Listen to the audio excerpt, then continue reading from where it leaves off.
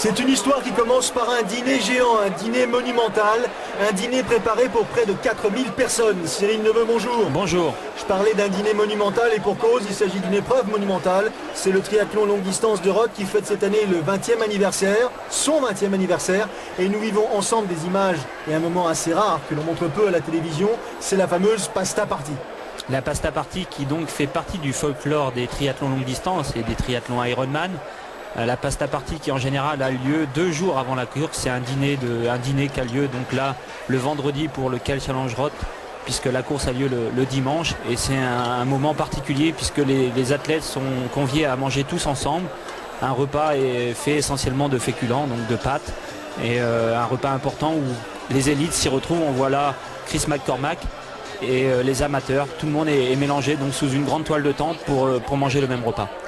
Le triathlon offre ces possibilités, bien sûr. Vous pouvez concourir ensemble, amateurs et professionnels. Vous pouvez partager ces moments, je dirais, de pré-course ensemble. On reconnaît là aussi Erika Xomor, la hongroise, sur la gauche de votre écran. Athlètes, amateurs, athlètes professionnels se préparent à vivre ensemble dans des conditions certes identiques, mais à des niveaux différents. Une épreuve très importante de leur calendrier. Ouais, c'est une épreuve très importante, surtout pour cet homme-là, Chris McCormack, que l'on a vu il y a quelques semaines un peu en difficulté sur le Half Ironman de Sainte-Croix. Mais Chris McCormack a 2 objectifs dans la saison, c'est Roth pour le record de l'Ironman, 7h50 détenu par Luc Van Lier. On sait que Chris McCormack aimerait bien un jour descendre sous ces 7h50. Et puis son deuxième gros objectif de la saison, c'est Hawaï. L'an dernier il avait fait 2e, il rêve de gagner Hawaï. En attendant, on vit ensemble les minutes qui nous amènent jusqu'au départ de l'épreuve. Là nous sommes le samedi, on installe le matériel dans l'aire de transition, le parc à vélo. Je vous rappelle, il y a près de 4000 compétiteurs.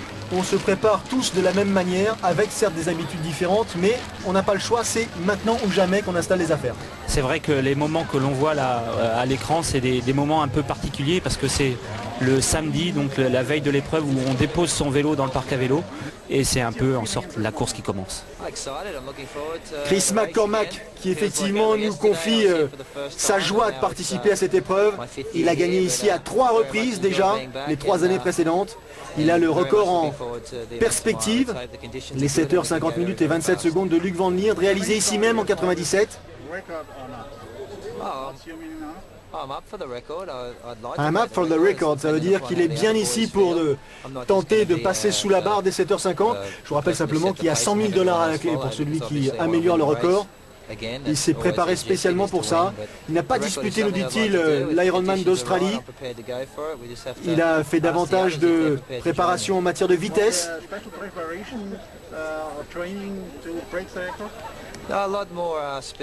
Voilà, le fameux speedwork, c'est-à-dire qu'il a travaillé sa vélocité, quand même à le dire Cyril, à vélo, mais aussi sa pointe de vitesse en course à pied. Il pense donc être plus frais, plus rapide pour disputer ce nouveau rendez-vous, le 20e anniversaire du longue distance de Roth. Et qu'est-ce que vous pensez de la concurrence ? Il est évident qu'ici à Roth, le plateau est phénoménal, et cette année on assiste aussi au retour de Thomas Elfriegel, l'Allemand, qui s'était imposé à Hawaï il y a quelques années. Eneko Llanos, l'Espagnol, est avec tous ses athlètes. Il s'était imposé, on l'avait vécu ensemble à Lanzarote. Il faudra compter sur Reinhard Tissing, le Sud-Africain. Kayando aussi, mais Chris McCormack a l'air d'être particulièrement attentif aux performances de Thomas Elfriegel et Eneko Llanos.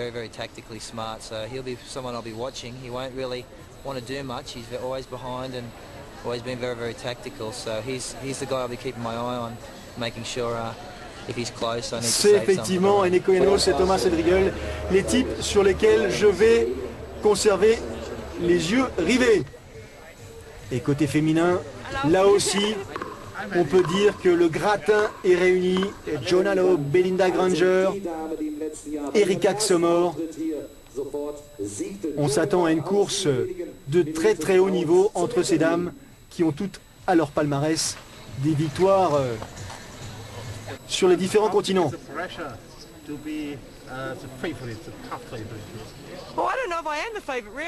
John Allo, la néo-zélandaise, qui dit non, je ne suis pas sûr que je sois vraiment la favorite. Il n'y a pas de favorite, à vrai dire. La concurrence est telle que nous sommes toutes capables de monter sur la plus haute marche du podium. On a tous une pression personnelle. On est toutes là pour effectivement essayer de l'emporter. Est-ce que passer sous la barre des 9 heures est possible d'après vous? Elle avait réalisé l'année dernière un temps de 9 heures et 1 minute. Et tout est possible. Je n'ai pas de limite, nous dit John Allo. Je suis prête. Okay, how will be the battle on the tops of the girls? Et qui voyez-vous parmi les adversaires les plus dangereuses? Belinda Granger notamment. Évidemment, Belinda Granger. À vélo, son surnom c'est le démon. Je crois qu'on se connaît par cœur. On a des carrières parallèles. On connaît très bien nos points forts et nos points faibles. On se surveille de très très près. Et l'Ironman, nous dit John Allo, est une épreuve suffisamment longue pour réserver quelques surprises, des bonnes comme des mauvaises, à tous les athlètes qui y participent. Belle façon de préciser que rien n'est acquis et cette file longue d'athlètes amateurs qui viennent participer à l'épreuve, 3500, 4000, qui tous ont décidé de participer à ce rendez-vous de Roth.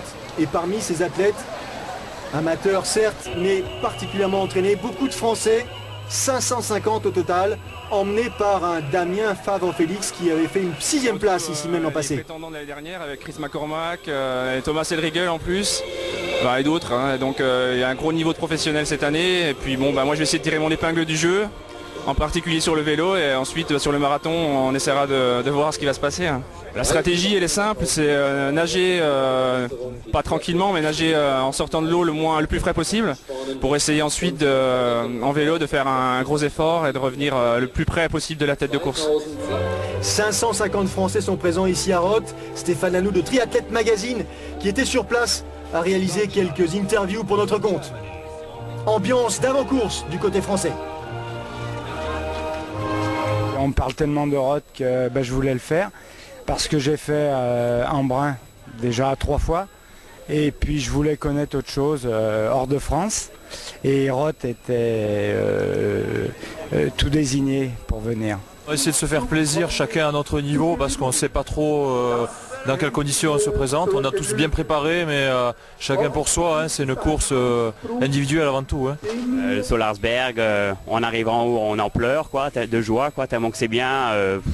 Le monde en vélo, en course à pied, partout, c'est une ambiance de fou quoi. C'est, je dirais, l'aboutissement de je dirais, toute une saison de triathlon. Et puis on a décidé tout le club d'Auxonne de venir à Roth. Hein, après avoir fait Embrun, on est venu à Roth pour l'ambiance. Voilà, hein, on a fait, je dirais, Embrun pour la dureté de l'épreuve. On a décidé de venir à Roth. Nous a tellement parlé de Roth pour l'ambiance qu'on a décidé de venir ici quoi. J'ai jamais réalisé des distances aussi importantes, donc c'est vrai que c'est un peu l'inconnu pour moi, donc normalement c'est vrai que ça devrait bien se passer, mais j'espère pouvoir gérer. Et je pense que ça va être un instant magique, étant donné que on nous a parlé des 5 derniers kilomètres qui risquent d'être assez émouvants et ça va être génial quoi. Ça va être génial, c'est génial. Ouais, Roth c'est vraiment très très particulier, c'est un triathlon qui est complètement à part, dû par l'ambiance de la course, c'est une ambiance vraiment fabuleuse et c'est ce qui fait tout le charme de Roth. C'est vrai que c'est différent, on va le voir au départ natation, il y a plusieurs vagues de départ parce qu'on nage dans un canal, donc c'est assez étroit, donc je crois qu'il y a jusqu'à 20 vagues ou 25 vagues de départ. Et puis c'est entre 120 et 150 000 spectateurs tout au long du circuit, donc c'est vraiment beaucoup de monde. On insiste au dernier préparatif. C'est important aussi de ne pas se rater sur ces moments de préparation, car on n'aura pas forcément le droit, le jour de la course, et en l'occurrence on est le matin même de l'épreuve, de venir modifier les sacs notamment. Ouais, il faut tout préparer la veille, On a quand même le droit le matin de la course, mais bon, on n'a pas beaucoup de temps, donc il faut quand même préparer le maximum la veille pour venir apporter quelques aliments frais, les aliments de nutrition. Et puis les quelques minutes avant le départ, c'est la préparation finale. Donc on installe sa nourriture sur le vélo, on vérifie que le matériel est en bon état, bien gonflé, les pneus. Et puis c'est de la concentration pour pas louper son départ, parce que c'est vrai qu'on a l'habitude de voir un seul départ, alors que là à Roth il y a plusieurs vagues de départ. C'est ce qu'on va voir dans quelques instants. On a enfilé la combinaison, le bonnet sur la tête, les lunettes. Il n'y a plus qu'à passer dans ce fameux canal Main-Danube où se dispute l'épreuve, avec notamment cet homme, Thomas Elriegel, l'Allemand, très concentré, qui depuis 3 saisons n'a pas vraiment brillé sur distance Ironman ou sur longue distance, et qui là à domicile a l'intention de revenir au plus haut niveau, comme un peu Luc Van Lierde que nous avions suivi l'an passé, c'était à Monaco. Le voilà le canal. Par vague de 300 concurrents, les départs vont être successivement donnés. Température de l'eau, Cyril, agréable, suffisamment douce? Ouais, c'est une eau qui n'est pas très froide, elle doit être à 19-20 degrés, donc avec la combinaison il n'y a aucun souci, on le voit, les athlètes n'ont pas l'air d'avoir vraiment froid. Il faut savoir qu'au départ il faut bien se placer, c'est pas très large, donc on le voit là, Thomas Elriegel qui s'est mis vraiment au centre du canal pour pas louper son départ. C'est parti, parcours natation, disputé donc dans le canal Main-Danube, un aller-retour avec le courant comme adversaire sur, je dirais, 1000 mètres. Après une boucle, demi-tour et on revient. Pas de difficulté particulière si ce n'est la gestion de l'espace. Ouais, donc bien se positionner au départ. C'est à la fois un départ qui n'est pas très difficile parce que c'est en ligne droite. Donc la première bouée intervient très loin après le départ. Donc pas vraiment de bagarre. Une fois qu'on a choisi son axe de direction, on s'y tient et on le voit sur les images. Les nageurs sont quand même assez bien espacés. Avec une allure imprimé par Peter Jacobs, l'Australien, bonnet jaune, particulièrement efficace sur distance Alpha Ironman, et qui là emmène tout le monde dans son sillage, et notamment, après avoir jeté un œil, Chris McCormack, bien installé dans les pieds. Ouais, Chris McCormack qui est rusé, hein, c'est quelqu'un qui est très malin, donc il a pas envie de mener le rythme en natation, donc il s'est mis dans les pieds de Peter Jacob, et puis il attend son heure, donc il s'est positionné aux avant-postes et il s'est mis un peu dans l'aspiration, comme on peut le voir en vélo ou en course à pied. C'est vrai que l'énergie dépensée est beaucoup moindre, donc McCormack qui économise l'énergie pour le vélo et la course à pied. Jolie gestuelle, jolie glisse en l'occurrence là, avec un groupe de 4-5 nageurs, 4-5 triathlètes. On retrouve Peter Jacob, Chris McCormack, Eneko Janos, René Goller, l'Allemand, mais également Andreas Niedrig, un autre compétiteur allemand, Andreas Niedrig, un réel héros local. Andreas Niedrig, ancien junkie, ancien drogué, et qui s'en est sorti tout simplement par le biais du sport et du triathlon, et qui a son actif notamment des victoires sur distance Ironman, mais qui ici à Roth a l'intention de faire participer le public. Allez, on retrouve Janos avec le petit bonnet violet. Janos qui reste sur une victoire à Lanzarote cette année. Grosse année pour Eneko Janos. Grosse année, et Eneko qui donc enchaîne les Ironman. Il faut malgré tout être vigilant parce que Hawaï c'est dans longtemps, mais si on court trop, les distances Ironman, il faut beaucoup de temps pour récupérer. Il risque de payer ses efforts un peu sur la fin de saison. Le fameux virage dont on parlait, avec le même groupe en tête de l'épreuve. On a l'impression que Chris McCormack a un tout petit peu marqué le pas. Ils sont 4 devant, un petit écart derrière. Il y a peu, il n'y a rien qui permette pour l'instant de s'inquiéter. Et le retour se fait avec le courant dans le dos. Plus facile. Au courant favorable au retour, on le voit, les nageurs qui essayent de se faire un petit point de course. Ils se retournent beaucoup, les deux premiers nageurs, notamment Pete Jacob en bonnet jaune. Et une natation vraiment très agréable où on est dans un canal, donc pas de vagues, pas de vent, et donc une eau vraiment très calme, ce qui permet souvent de faire des grosses natations à Roth. Et le public le long de ce canal qui donc relie le Main au Danube.